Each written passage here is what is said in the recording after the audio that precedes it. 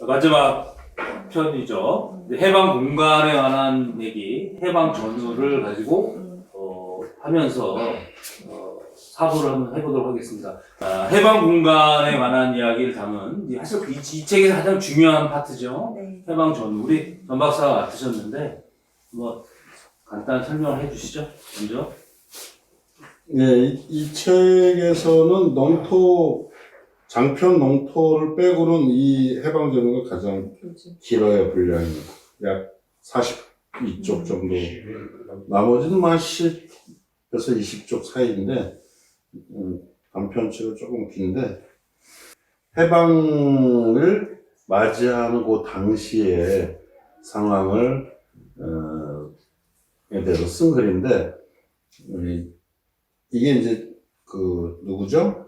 최만식의 민족의 죄인이라고 하는 거하고 이 해방 전후하고 두 가지가 대표적으로 해방 이후에 본인들의 약간의 그런 친일적인 행적에 대한 반성 내지는 변명, 약간 이제 그런 거 대표적으로 같이 거론되는 작품인데, 이태준도 40년에서 43년 그 사이에 어쨌든 문인보호회나 이런 걸 통해서 이제 안 하고 싶었겠죠. 안 하고 싶었는데 자꾸 이제 성가시게 하고 그러니까 전혀 안 할 수 없어서 이제 이런 부분들을 나쁘게 얘기하면 자기 변명, 자기 합리화 이렇게 보는데, 사실 저는 그래요. 그러니까 정말 무슨 완전히 도망갈 수 없으면 정말 좀 쉽지 않은 상황은 있었을 것 같아요. 그러니까 이 양반도 보면은 이 현이라는 이름으로 나오는데,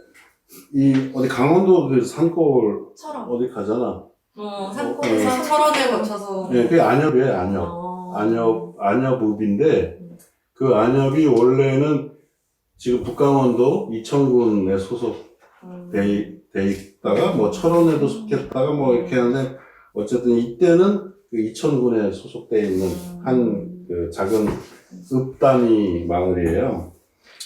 이제 골로 이제 내려가서 있다가 자꾸 파출소에서 너 뭘 하라 자꾸 위해서 뭘 하라고 자꾸 이렇게 시킨다 이러기도 하고, 또 이 문단 이쪽에서도 자꾸 불러 올려서 뭘 좀 하게 하려고 거기까지 시골로 도망가는데도 거기서도 자유롭지 못한 이제 그런 부분인데, 그러다가 부지불식간에 해방이 된 거야.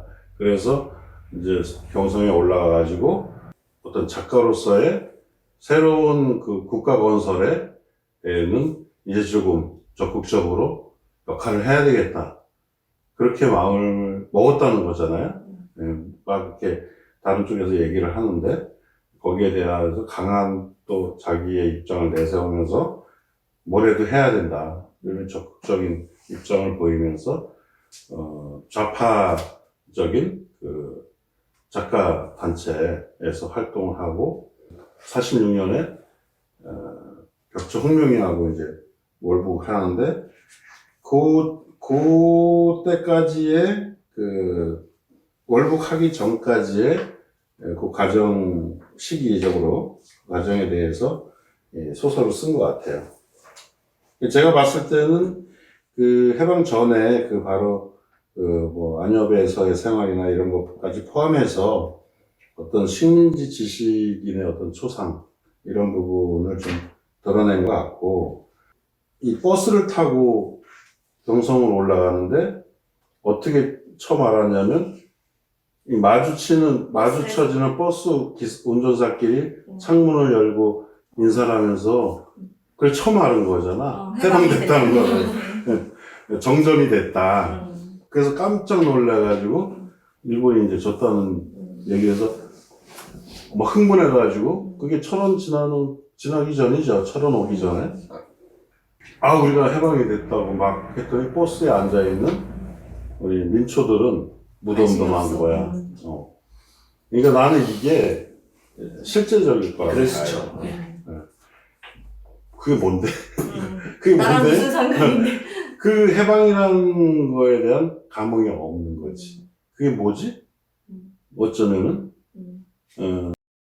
하여튼 그런 느낌이 좀 있었어요. 그래서 그 해방을 맞는 민중들의 그 표정을 열받은 표정. 단적으로 이렇게 딱 보였을 때, 아, 충분히 그럴 수 있었다. 근데 철원에 와서 신문을 보고 알고, 그리고 이제 그 이후에 이렇게 가는 데마다 이 태극기 들고 하는 그런 모습들이 보이잖아요. 그리고 이런 것들이 이제 그 다음에는 그냥 들불처럼 이제 금방 번지긴 번졌을 거란 말이에요. 근데 서울에 딱 도착했는데 정작 여긴 또 너무 다른 거야. 뭔가 다른 기대를 했는데 계속 일본군들이 다 행정 뭐 그대로 똑같아. 거기서 또 한번 당혹스러운 이런 것들을 보여주고, 그 다음에 이제 나온 게 해방 이후에 정세와 이제 문학계의 동향에 대한 것들을 쭉 얘기하면서 그 노인네 있죠? 김직원, 향교인가? 그 김직원의 말하자면 아주 고루한, 그리고 복격주의라고 하는데 여전히 다시 이시조선으로 그런 얘기하는 거죠. 그게 그때까지도 일부 있었어요, 실제로. 그래서 실제 우리 농지개혁 할 때도 왜 임협 시협 이렇게 나올 때 내가 다시 그걸 봤는데, 임협은 임시정부대책협의회라서 한민당 쪽이고, 시협은 시국대책협의를 해서 이거는 건준 쪽, 중국 건준 쪽인데, 이 건준 쪽은 고려공화국, 고려국호도 고려공화국, 그 다음에 이 한민당 이쪽, 그 다음에 임시정부 이쪽은 대한, 여기는 고려, 그 다음에 공산당, 좌파 이쪽은 조선. 이게 다 다른 거야. 이게 대한이 왜 대한이냐. 그게 바로 마지막 대한제국에 대한 복고적인 그 아쉬움 때문에 대한이라는 거를 근데 우파에서 하는 그거는 거예요. 약간 좀 다른데요. 그러니까 조선이 이제 명성황후가 시해한 다음에 아가파천 후에 다시 와서 광무개혁을 하잖아요. 그래서 그게 대한이라는 제국이라는 이름으로 국호를 세우고 개혁을 시작하잖아요. 그리고 나서 이제 일제가 통감 만들고 합병한 다음에 그 과정을 조선으로 격하해요. 그러니까 뭐냐면 대한이라고 하는 대한제국이라는 의미는 그러니까 한중일이 같은 동등한 그 제국이라고 하는 거잖아요. 근데 일본이 조선을 격화함으로써 자기 지위가 예전에 청나라나 명나라로 우리가 있다. 너희를 그렇게 해서 복속한다 이런 의미였다고 그래요. 그래서 대한이라는 이름을 사용했다고 해요. 그러니까 이거는 약간 복고주의로 표현하기에는 또 다른 해석이 있다고 하는 의견들이 있습니다. 근데 뭐 그런 측면도 있는데 어쨌든 황제국 마지막 황제국 대한제국 그 부분에 대한 어떤 자존심 뭐 이런 것들을 드러내고 싶어서 임시정부나 임시정부 세울 때도 이름을 뭘로 할 것이냐 할 때 대한제국을 그냥 대한민국으로 바꿨을 뿐이야. 제국을 민국을 바꾸고. 김치고는 우리 고려 이름까지. 그러니까 고려는 이제 대외적으로 코리아로 알려져 있기 때문에 이제 그런 측면에서 고려고, 또 조선을 얘기한 좌파들이 조선을 얘기한 거는 뭐 그걸 떠나서 우리 고조선부터 시작해서 고조선으로 시작해서 조선으로 끝나는 거니까 고조선도 우리가 구분하기 위해서 고자를 붙인 거지 그냥 조선이야. 그러니까 태초에 우리 민족의 처음이 조선이고 끝이 조선이잖아. 그러니까 그 조선의 어떤 우리 민족의 정체성의 의미에서 조선이라고 얘기를 한 거고. 뭐 다 의미가 있는 얘기죠. 사실은 이 해방 전후는 약간 드라마를 보는 것 같았어요. 우리가 읽었던 그 해방 전후사의 인식 일권을 중에 우리 봤던 그 내용들을 약간 드라마로 보는 거야. 응축한 거죠. 이렇게. 저는 만약 해전사를 안 봤으면 이 내용을 전혀 이해하지 못했을 것 같은데 우리가 해전사 1권을 공부했던 내용들이 여기에 다 들어가 있더라고요. 그러니까 뭐 예를 들면 해방이 되었는데 막상 서울에 와보니까 북쪽에서는 소련군이 뭐 일본군을 막 무찌르고 그때 했던 사람들 다 했는데 여기는 갑자기 미군정이 나타나서 너네보다는 일본이 아직 상대지 니네는 아직 멀었어 라고 이렇게 얘기를 하는 거. 그 다음에 뭐 이승만 박사가 오고 그 다음에 또 찬탁, 반탁 이런 문제까지 나오는 게 네, 굉장히 재밌었습니다. 그래서 이거 알고 보니까 재밌더라고요. 이제 이태준이 이제 자전적으로 이제 자기에 대한 설명을 하는 부분이 이제 183쪽에 있잖아요. 그러니까 자기가 뭐 대단한 그런 민족 지사도 아닌데 그냥 뭐 글쟁이일 뿐인데 이래저래 해서 젊은이들이 학병에 끌려가기 전에 자기를 찾아와서 조언을 듣고 싶어 하고 뭐 이러니까 그런 것들이 뭐 그냥 뭐 그 경찰 당국에 자꾸 자기 이름이 오르내리고 자기 별 대단한 사람도 아닌데 자기 거의, 계속 낚시만 하고 준 요시차림처럼 돼서 그래서 중간 끝에쯤 보면은 그 서재에서 고요한 서재에서 상계된 얼굴은 뭔가를 확 불지르고 뭔가를 확 지르고 싶은 그런 불안한 마음이 있어서 까짓 이럴 바에는 뭔가 좀 확 뭘 저지르고 싶은 충동도 없지 않지만 또 자신 아무런 준비도 없고 오랫동안 굳어버린 성격의 껍데기는 제 자신이 깨뜨리고 솟아날 수가 없었다. 이거 자기에 대한 그 어떤 그 자기의 나약한 이런 부분에 대한 것들을 이게 표현하는 거고. 왜 공산당으로 가셨어? 뭐 이런 얘기를 나중에. 네. 그러니까 이제 공산당이 아니었어도 자기랑 저기 왼쪽에 있으면 이제 공산당이 되는 거니까. 하나 들었던 이건 조금 내용하고는 조금 벗어난 얘기인데 강진이라는 사람이 나와요. 그 196쪽에 대산 강진이라는 그 호가 대산인데 거기 한시가 나오잖아요. 이 대산 강진은 조선시대의 시서화 3절로 유명한 그 강세왕의 증손자 이 강진이 바로 이곳 안역 출신인 거예요. 그래서 거기서 그 안역에서 그 강진의 시를 가지고 뭐 이렇게 얘기하는 그런 장면들 나오는데 이 강진이 그 속세를 떠나서 이렇게 그 음풍영월 하면서 이렇게 좀 이 시끄러운 이 세상을 떠나서 좀 한가롭게 살고 싶은 그런 어떤 작가의 그 로망을 또 강진을 불허하는 그런 마음으로 이렇게 좀 쓴 부분이 조금 인상에 남았고 본인이 원래 이 모더니즘 이런 쪽으로서 전혀 이제 좀 좌파하고는 어울리지 않았는데 해방 후에 좌파 쪽에 활동을 한 것은 어떤 뭐 좀 대세주의, 약간 기회주의적인 부분이 좀 있지 않았는가. 사실 그런 생각이 없잖아 들어요. 해방이 되자마자 올라가서 또 네, 그랬는데 너무 또 성급했던 거지.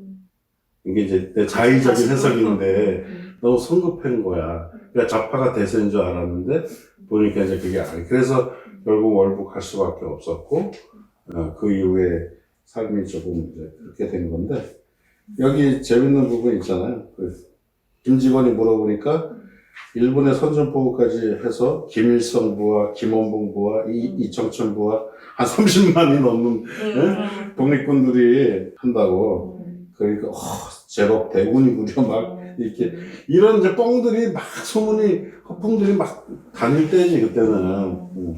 근데 이 책을 보면 그런 거 느껴요. 그 아마 그래도 좀 비판적이었던 지식인들이나 이런 쪽 입장에서 보면 그 북한의 진주에서 일본을 정리했던 그 소련군의 행동이나 이런 것들에 대한 호감이 좀 더 남한의 현실에 비해서 있었던 것 같이 보여져요. 그러니까 아마 그 작가도 그런 방향으로 가지 않았나 싶기도 하고요. 마지막에 그 김직원 부인하고 신탁과 반탁에 대해서 갈등 라인을 보이는데 그 제가 알기로는 저는 이제 해방 전후사를 공부하지 않았지만 그 당시에 굉장히 많은 사회주의자들이 독립운동을 했잖아요. 대다수의 항일운동을 했던 사람이 사회주의자였다고. 그건 약간 이제 필연적인 그 사상일 수밖에 없었는데, 근데 저는 이제 이분도 본인이 학자고 글을 읽을 수 있고, 그 당시에 신탁과 반탁에 대해서는 어느 정도 이해를 굉장히 잘하고 있었던 사람인 것 같아요. 그래서 그런 게 있죠. 이 김직원을 대표해서 사람들이 왜 알지 못하고 그렇게 맞아. 신탁을 그때는 반탁을 해야 애국주의라는 그거의 불합리성을 느껴서 그 답답함이 결과를 보지 못하고 이제 끝나버리는 거고 그래서 되게 뭐라 그럴까 그래서 자기 변명이자 그러면서도 굉장히 잘 파악하고 있었다고 저는 보거든요. 거기에 맞아요. 215쪽에 나오죠. 네. 그 신탁통치 문제에 대해서 당시 지식인들은 제대로 파악을 하고 있었다. 근데 이제 이거 잘 모르는 사람들은 이제 선동에 의해서 그렇죠. 무조건 감정적으로 이렇게 하는 부분이고 이게 어떤 구호가 되면 너무 쉬운 거야. 야, 우리가 지금 30년 넘게 일본어한테 받았는데 또 무슨 식민지배야 라고 얘기해버리면 어떤 논리를 설명하는 것보다 그게 더 쉬운 거죠. 그러니까 만약에 찬탁이 더 유리해요 라고 얘기하면 설명을 해야 돼. 이게 어쩌고저쩌고. 그러면 듣는 사람들은 그걸 받아들이기 쉽지 않았던 거죠. 214쪽에 보면은 이태준이 어쨌든 이쪽 좌파 진영 쪽에 뭐 어떻게 보면 몸에 맞지 않는 옷을 좀 입은 것 같긴 하지만 그래서 근데 이제 자기의 기본적인 생각은 있잖아요. 그러니까 여기 보면 이승만이나 김구애를 바라보는 시각이 나와 있어요. 그래서 이승만 박사가 민족에 미칠 듯한 환호 속에 나타나 무엇보다 조선 민족이기만 하면 우선 한데 뭉치고 보자는 주장에 그 속에 틈이 있음을 엿본 민족 반역자들과 몰입애들이 다시 활동을 일으켜 그렇죠. 뭉치는 것은 박사의 진위와는 반대 효과로 뭐 일제시대 비행기 회사 사장이 새로 된 것이라는 등등의 이렇게 민심은 집중이 아니라 이산이고 신념이기보다는 회의 편이 되고 말았다. 이러면서 그 이승만에 대한 어떤 대중의 어떤 뭐죠? 기대? 이런 게 있긴 했는데 결국은 지금 이 시대에도 벌써 이승만이 이 일제 친일 몰입애들에 포위됐다는 이런 부분들을 분명하게 밝히고 있는 부분이 있고 또 임시정부에 대한 얘기 있잖아요. 그 밑에 바로 그러나 이제 해외에서 단연간 민중을 가져와 보지 못한 임시정부. 임시정부는 현해에 들어와서도 그러니까 조선 내에 들어와서도 이거 화신 백화점을 얘기하는 것 같은데 그 앞에서 이 석유상자는 모르겠어요. 왜 석유상자라고 했는지 민중과 이야기할 필요를 조금도 느끼지 않고 그러니까 전혀 이 민중들하고 소통이 안 되는 집단이라는 얘기를 하는 거거든요. 우리 해방전후대 인식에서 이 부분에 대해서 얘기했거든요. 그래서 아까 제가 요 편은 약간 우리가 봤던 해방전후대 인식을 드라마로 한 것 같은 그런 느낌이라는 거죠. 그 시절을 아주 영추적인 거죠. 그 217쪽에 보면은 이건 지금도 똑같은 건데 중간쯤에 보면 해방 후 정치적 동향이 보수적인 것과 진보적인 것이 뚜렷이 갈리면서부터는 말 한두 마디에 벌써 딴 사람처럼 서로 경혼이 생기고 그것이 대뜸 우정에까지 거리감을 자아내는 것을 이미 누차 맛보는 거죠. 이 김직원과의 관계, 근데 지금도 똑같잖아요. 우리가 조국 사태, 그 조국에 대해서 비판하면 바로 저쪽 편인 거야. 그러니까 이거는 정말 옛날이나 지금이나 그런 똑같아요. 편가르기 어떤 진영 논리 이런 것들은 정말 어쩔 수 없는 것 같아요. 이게 김직원은 이태준이 이쪽 약간 자기가 보기에 좌파적 단체에서 일하고 있다는 그것만 가지고 모든 걸 규정해버리고 너는 이제 내 편이 아니야 라고 하면서 떠나버리잖아요. 거기에 대한 어떤 씁쓸함 이런 것들을 얘기를 하는 것 같아요. 그래서 참 저는 보면서 이 사람이 처음에 자전적인 시골에 내려가서의 배경 이야기들이 나오잖아요. 그래서 마지막에 보면 그게 아니라 굉장히 근접한 거리에서 모든 걸 깨풀어 보고 있었던 사람 같아요. 관심도 많이. 아니 뭐 당연히 뭐 이래저래 이제 소식은 듣고 있었겠죠 당연히. 제가 해방전후사 인식 일본 보면서 느꼈던 게 그 당시 사람들이 인식 수준이 상당한 수준에 있었다는 건 틀림없어요. 그러니까 우리가 너무 몰랐다 아무것도 몰랐다 이건 좀 안 맞는 것 같고. 근데 이분 보니까 건준에 대해서도 약간 못마땅한 게 많이 나오더라고요. 그러니까 왜 해외에서 온 사람들만 그러냐.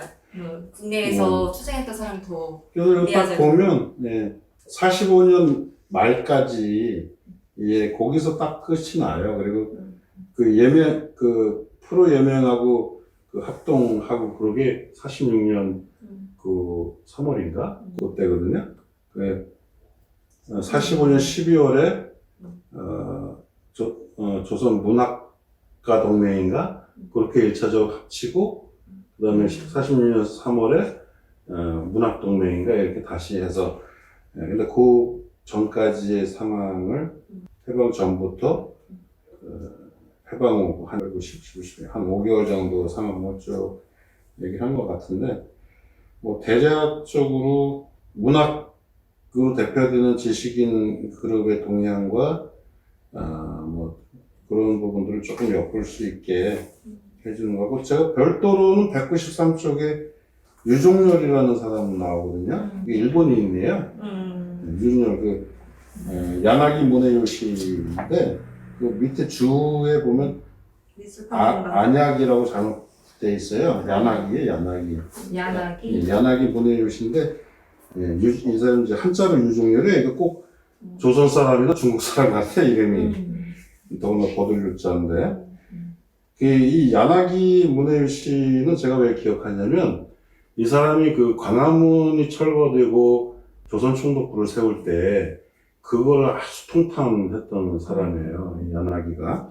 그래서, 그리고 이제 반군국주의자야. 그래서 거기도 보면, 인용문 보면, 동포여, 군국주의를 버리라. 약한 자를 학대하는 것은 일본의 명예가 아니다. 끝까지 이 인륜을 유진할 때는 세계가 일본의 적이 될 것이니, 그때는 망하는 것이 조선이 아니라 일본이 될 것이다. 멋있는 말이에요. 되게 이제 멋있고, 그 다음에 이 조선의 광화문뿐만 아니라 그 많은 문화재가 파괴되는 거를 정말 절절히 안타까워했던 그 일본인 지식인이에요. 그래서 이 야나기가 특히 당시 동아일보에도 보면 그 광화문 철거하는 것에 대해서 통탄하는 글을 이렇게 연재를 몇 차례 하고 그런 게 있어요. 그래서 제가 특별히 좀 기억이 났던 사람. 네. 이제 뒤에 가면 이제 그 5부에 농터라고 하는 농지개혁 파트가 있는데, 장단점이 있는데, 거기 가서는 상당히 이제 사회주의 리얼리즘에 경도되어서 작가가 가지고 있는 작품의 원래보다 저는 좀 격이 좀 떨어지지 않았나 이런 느낌이 좀 들었습니다. 북한으로 넘어가서 쓰는 예, 소설이죠. 예, 예. 네.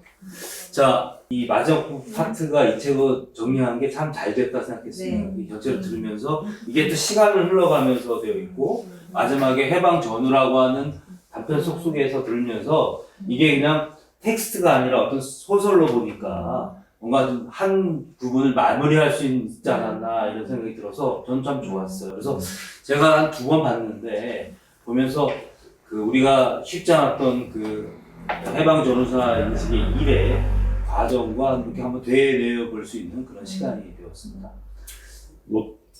총평을 듣고 싶어요.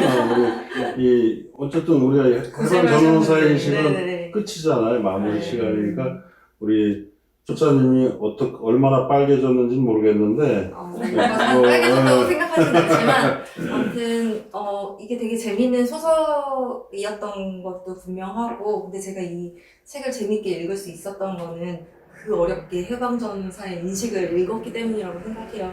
그런 역사적인 지식이 없었다면, 이게 이 소설이 재밌는지 모르고, 어떤 배경이었는지 모르고 봤을 것 같은데, 이 소설을 읽으면서 내가 이거를 알게 된 게 참 힘들었지만 너무 고마운 일이다 이런 생각을 하면서 해전사 전체 과정은 어땠어요? 뭐 굉장히 한 우리 2달 됐나요? 네, 그 해전사 같은 경우는 초반에 1월에 했으니까 초반에 이름 외우는 거 되게 어려웠고요. 초반에 이름 외우는 거 어려웠고 마지막에 농지 개혁하는 게 너무 어려웠어요. 저한테 너무 생소한 용어다 보니까.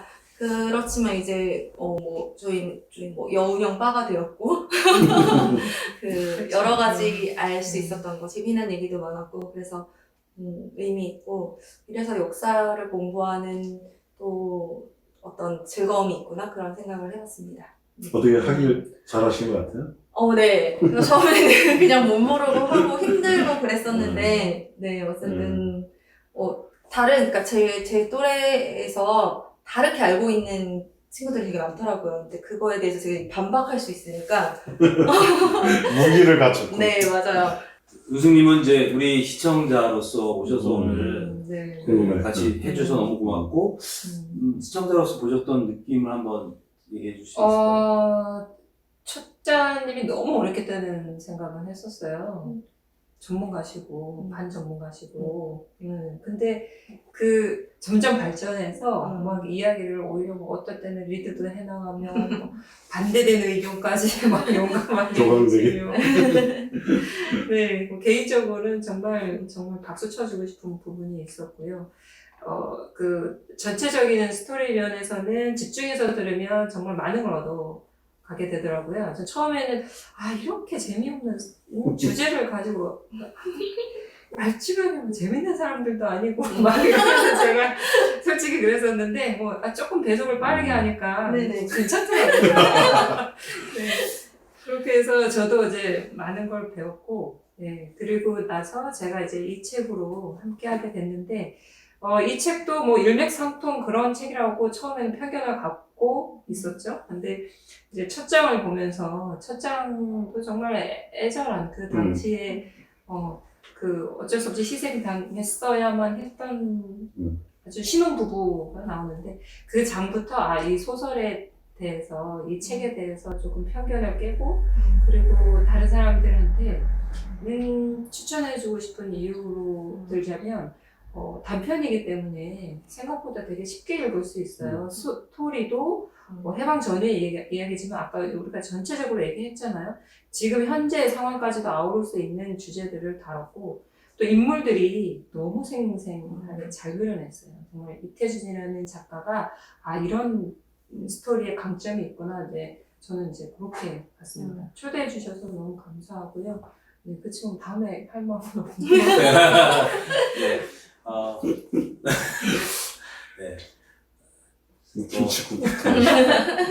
그럴 생각이 없었는데, 고민도 많았습니다. 이거 뭐 끝까지 못 들었다는 전설이 있는 해방 전우사, 우리 골방 세미나를 엔딩을 못 봤다는 거 아무도.